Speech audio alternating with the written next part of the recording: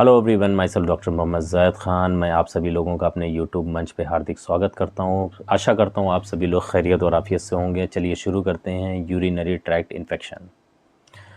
जैसा कि आप नाम से समझ रहे होंगे, यूरिनरी ट्रैक्ट इन्फेक्शन। पहले जान लेते हैं कि यूरिनरी ट्रैक्ट किसको कहते हैं। यूरिनरी ट्रैक्ट कहते हैं किडनी, यूरेटर, ब्लैडर और यूरेथ्रा। ये सारी चीज़ें मिलके एक ट्रैक बनाती हैं जिसको यूरिनरी ट्रैक्ट बोला जाता है। तो हम बात कर लेते हैं इसके क्लासिफिकेशन के बारे में। इसमें दो तरीके का ऑलमोस्ट यूटीआई होता है। सबसे पहला है अपर यूरिनरी ट्रैक्ट इन्फेक्शन और दूसरा है लोअर यूरिनरी ट्रैक्ट इन्फेक्शन। अपर में आपके अगर किडनी में कोई इन्फेक्शन होता है तो उसको हम लोग पाइलोनेफ्राइटिस के नाम से जानते हैं, और दूसरा अगर लोअर यूरिनरी ट्रैक्ट इन्फेक्शन हो तो उसको मेडिकल टर्म्स में सिस्टाइटिस के नाम से जानते हैं लोग। तो ये इसके दो क्लासिफिकेशन हो गए। आइए हम बात करते हैं इसके कॉजेज़ के बारे में और इसके रिस्क फैक्टर के बारे में।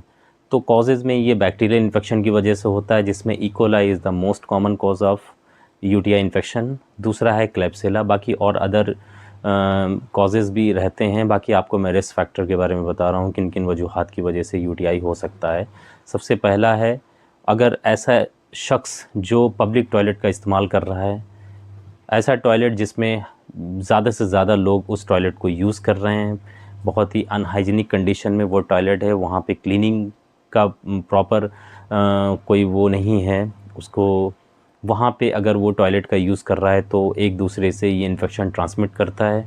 दूसरा, अगर हॉस्पिटल में किसी को कैथेटरलाइजेशन अगर हो रहा है, पेशाब में नली अगर डाली जा रही है during catheterization is the most common cause of UTI.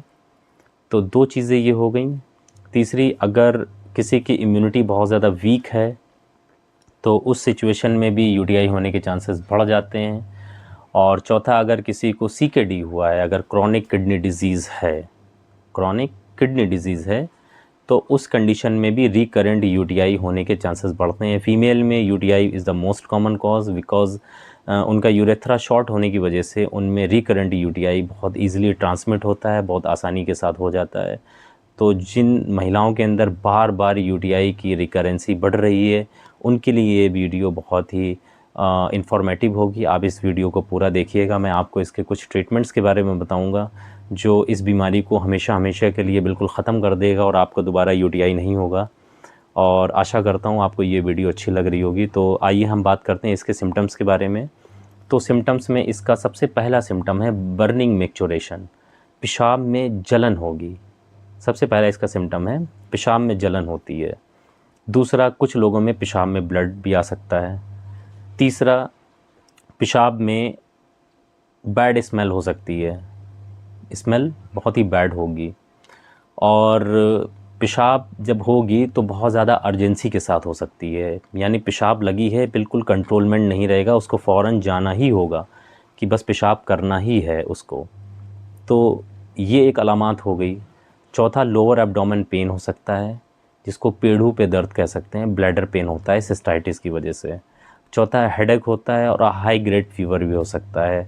अगर पाइलोनेफ्राइटिस है तो फ्लैंक एरिया में पेन होगा। ये जो फ्लैंक एरिया होता है, ये जो कमर वाला हिस्सा होता है, यहाँ पे उसके पेन होगा और हाई ग्रेड फीवर भी हो सकता है।